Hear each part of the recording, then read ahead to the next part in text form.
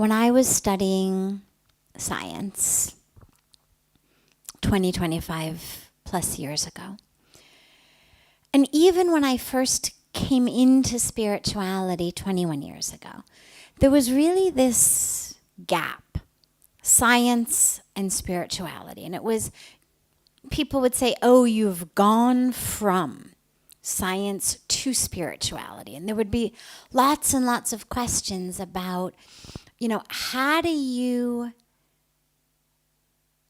choose which way to see the world? How do you know what to believe? Is it science or is it spirituality?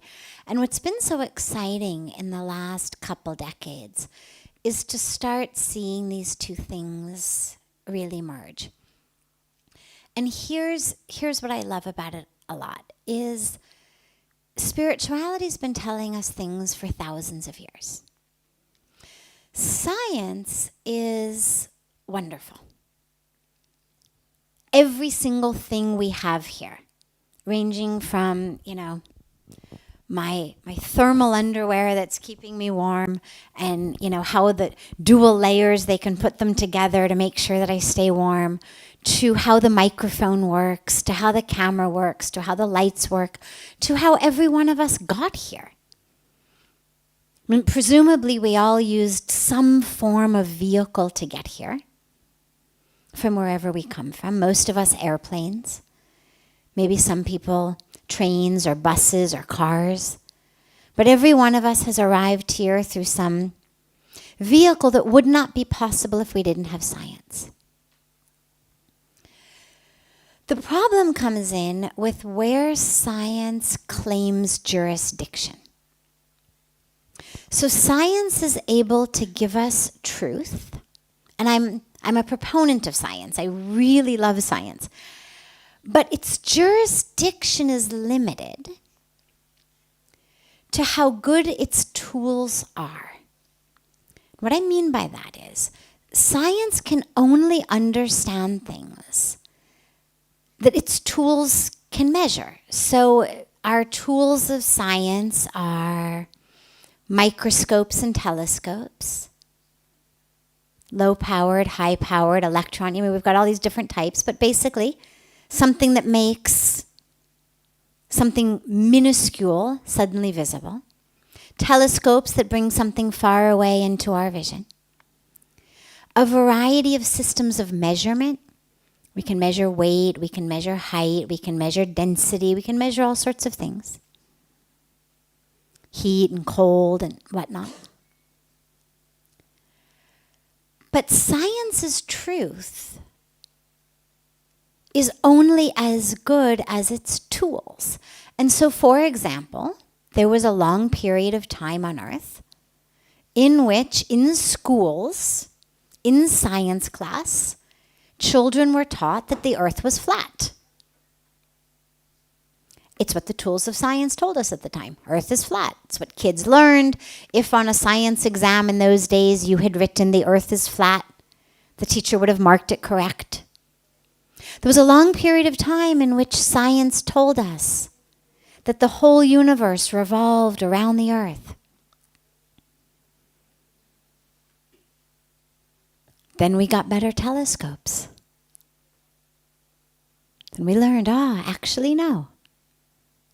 Now, the truth didn't change, but that which science teaches us, that which is published in science books, changes. And it changes based on the tools that science has. So our telescopes were lousy. We thought the Earth was flat and that everything revolved around us. Telescopes get better. We develop actually even machines that can go into outer space and look back on the Earth. Suddenly our truth changes. Well, the Earth hasn't changed. The shape of the Earth hasn't changed. The way the universe rotates hasn't changed. But the truth of science has changed. Something that was true a few hundred years ago is no longer true. Now, I don't say that to blame science or criticize science. As I said, I'm a staunch advocate of science, but only to clarify where science's jurisdiction over truth ends. And it ends where the limits of its tools begin. Now, spirituality has used a different tool. The tool of spirituality is we look inward. Now, for most of us, when we begin to meditate, we barely even begin to catch a glimpse of the truth of who we are. We can barely even begin to understand our own reactions, our own emotions. It would be absurdly far-fetched for us to even begin to assume that through closing our eyes and meditating, we could understand the nature of the universe. And yet, that's exactly what the sages and the saints and the rishis did. They didn't meditate like we meditate. That was all they did. That was their life.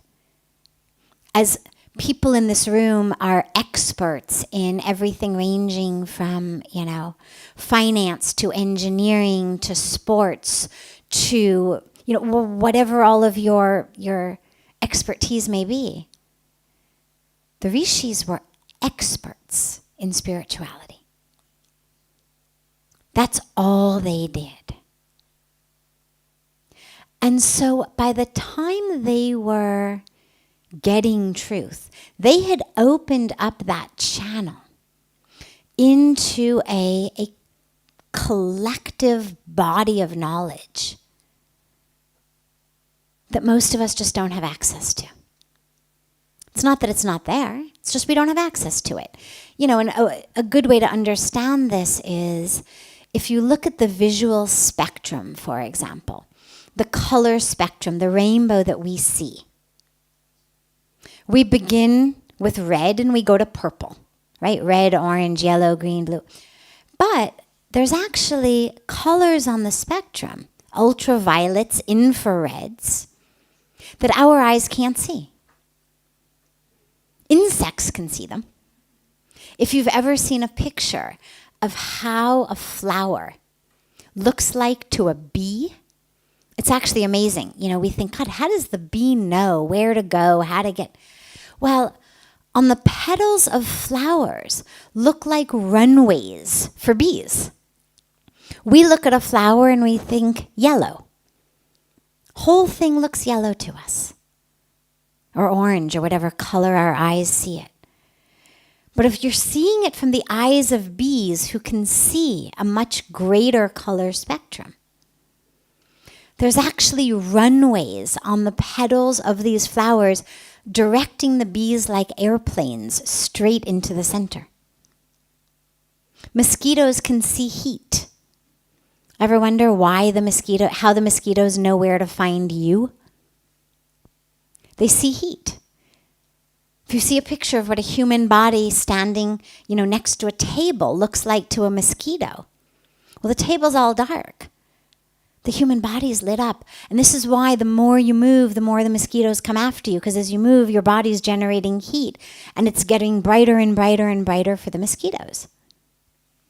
Now, I share all of this because to us, what we can see is what there is. If I can't see it, it doesn't exist. But when you have creatures who clearly are not more evolved than we are, who have access to such a greater visual spectrum than we do, then it at least gets our foot in the doorway of maybe there's stuff out there that we can't see. I mean, if bees can see things we can't see, and mosquitoes can see things we can't see, your cats can see things you can't see. They can see in the dark. They're nocturnal. They can see that spectrum. So could the rishis and sages, but instead of it being a visual spectrum of infrared and ultraviolet and heat, they could see truth. And some of that truth science is just beginning to catch up with. I'll give you one of my most favorite examples. So a very fundamental spiritual teaching is you create your reality. Right? This is a really basic but crucial teaching, particularly of the Indian spiritual tradition. Pujya Swamiji was speaking about it on the Ghat last night. I was speaking about it on the Ghat last night, of the power of thought. Not just to make our mood, it's not just what I think makes me happy or sad, but literally the power of thought to create our reality. So you think of that as a spiritual teaching. And yeah, we now have machines that I talk about that can measure your waves, but I'm actually going to go somewhere even deeper scientifically with this. In science, they used to talk about two different elements, two different aspects. Things were either particles, matter, or waves, energy. The material world was made up of particles and waves. This was basic physics. Slowly, as they watched it with better machines, better tools, as they watched particles and waves, what they found was that sometimes particles turned into waves, and sometimes waves turned into particles. And this was, part of when quantum physics started to take off as, wow, it's not actually quite as cut and dry, quite as black and white. It's not only particles and waves. We're watching waves turn into particles. We're watching particles turn into waves. Now this is, for those of you not super familiar with those terms, what we're talking is we're watching matter turn into energy. We're watching energy turn into matter. But then recently they've gone a step further.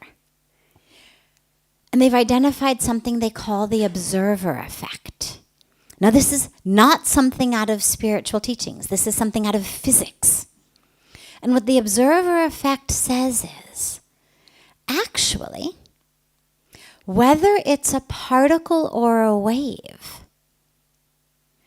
can be determined, can be due to not just the nature of this thing, but the person watching it. Now this is so exciting that it literally gives me goosebumps even under my thermal underwear, because the fact that I could look at something and it could be a wave, and you could look at the same thing and it could be a particle, and that physics is now telling us this, is such an almost perfect overlap with what the rishis and the sages have said thousands of years ago. We create our reality. How you see it is how it is. And if on the most basic, fundamental, elementary level of matter and energy, who's looking, how long they're looking, is changing the very nature of the thing they're looking at. So then you say, well, is that science or is that spirituality? Right? Well, yeah, yes, and yes. And this is what's starting to get so exciting, and it's reaching into medicine. We're now in 2018. So 10 years ago, when I finally finished my PhD, I did my dissertation on the role of what we think, how we feel, what we believe on our immune systems. Now, the research has even come along a really far way in just the last 10 years. But if you go back 10, 15, 20 years before that, that was absurd. There's no way anybody would have let me do a PhD dissertation on that. I mean, maybe if it were, a yoga institute or something, but because there was no scientifically acknowledged interaction of that depth. We didn't know that our emotions talk to our immune system. We talked about mind over matter. We talked about body and mind. But this incredible overlap. And now slowly, they're starting to actually give us the biological aspects of that. How does it work? Science just says it's there. Spirituality just says it's there. Science looks at how is it there.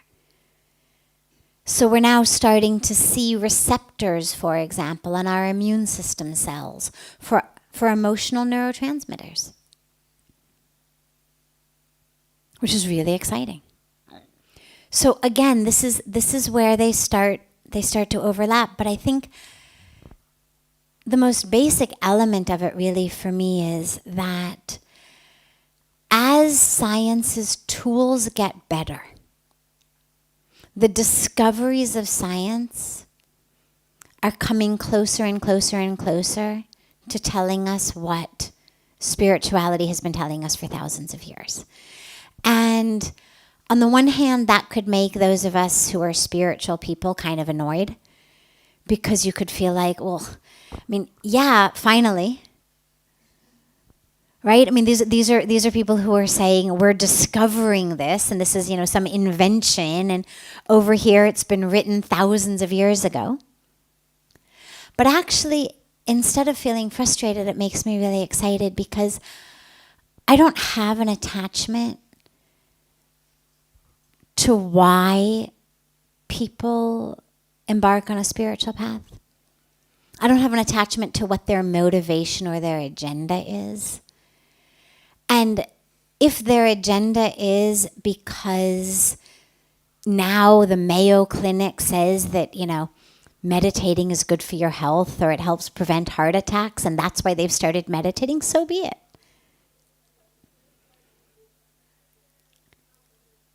There's no scripture that I've heard of that says, you're a better person if you start meditating because you're looking for enlightenment than if you start meditating to prevent a heart attack.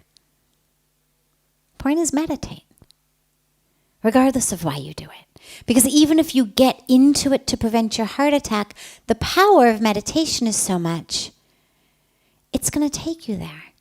It's like, people ask about yoga all the time. They'll say, well, doesn't it bother you that people just get into yoga to get fit? Or doesn't it bother you that people do yoga just to lose weight? And I always say, I don't care why people come to yoga. If we limited yoga and meditation to people who came to it because they were already on a spiritual path, we'd find ourselves constantly just preaching to the choir. Because these are disciplines that now the scientific world is starting to say, this is good for your health. This lowers blood pressure. And that people are getting into it for that, has opened up the possibility of reaching people who otherwise never would have come to a spiritual path. And for us to begrudge them that feels ridiculous. Let everybody meditate. Let everybody do yoga. And whether they get into it because, their chiropractor or physiotherapist said it, or their cardiologist said it, who cares? The power of yoga, the power of meditation as spiritual practices are so deep that they're going to impact you regardless of why you get in. So if your science is bringing you to spirituality, fantastic. You don't need to let go of the science. In fact, and I'll conclude with this. In fact, prior to coming to India, and even up until now, if I remove experiences I've had from my consciousness temporarily, the the greatest evidence that I have for the fact that God exists is actually in science. Yes, I've been very blessed to personally have those experiences. But in terms of evidence, I would never expect someone to take my word for something. I would never say, well, you should believe it exists because I've had this experience. That's not, if you want to believe it because you trust me or you love me, well, that's great. But I would never rely on that. I would never expect you to believe something just because I was saying it, just because I had had an experience. And for me, science actually gives us the very best evidence, and the evidence is this. In a science laboratory, anybody who's ever spent time in a science laboratory knows that we can create a lot of things.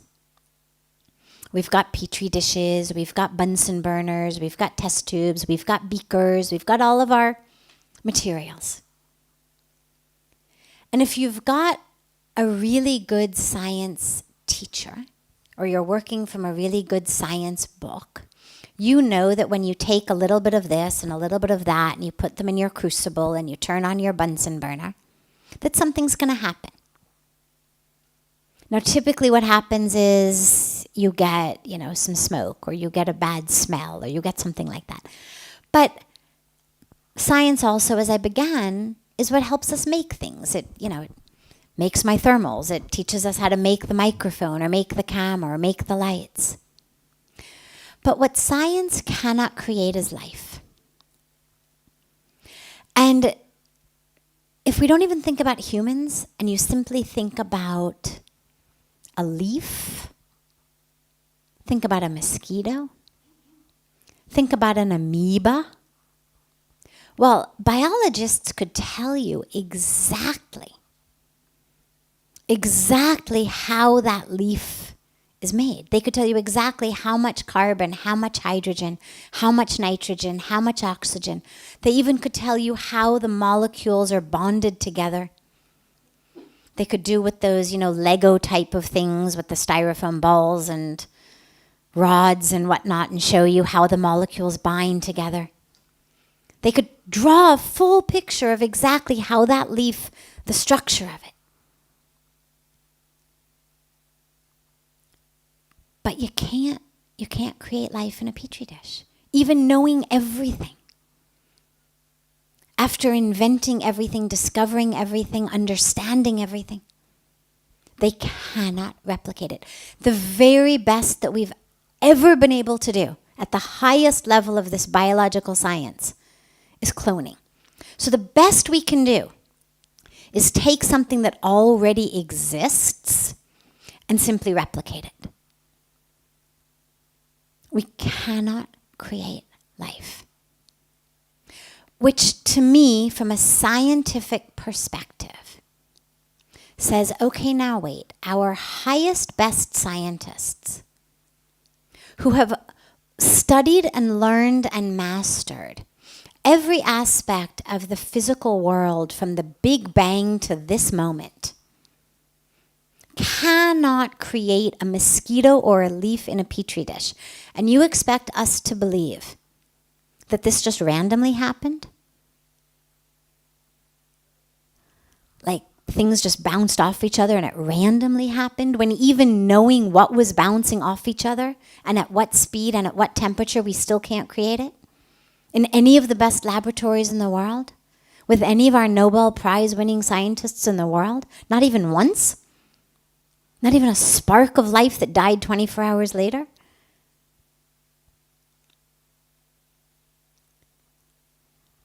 So to me, that for me has always been actually the greatest evidence. Not of science over spirituality or spirituality over science, but of the awareness that, yeah, there was a Big Bang. Yeah, there's been evolution. Yes, of course, all of this has evolved the way scientists say, but there obviously had to be someone, something who knew very clearly what they were doing. Some capital P planner who put this whole thing in motion. Because otherwise you don't get life. Life does not come randomly. We get genetic mutations, we get evolution, we get all of that, but you don't get life. And so if science, in my humble opinion, would simply take a deep breath and simply enjoy and feel proud of all of the domains over which it really has mastered things and really has understood things, and not try to claim jurisdiction over domains that it cannot understand simply because it doesn't have the tools. There may come a time when science can explain God, that our tools are going to get bigger and bigger and better and finer and subtler and subtler. There may come a time. But for science to claim jurisdiction over that which its tools haven't yet gotten good enough to see is as ridiculous as when we look back a few hundred years ago at,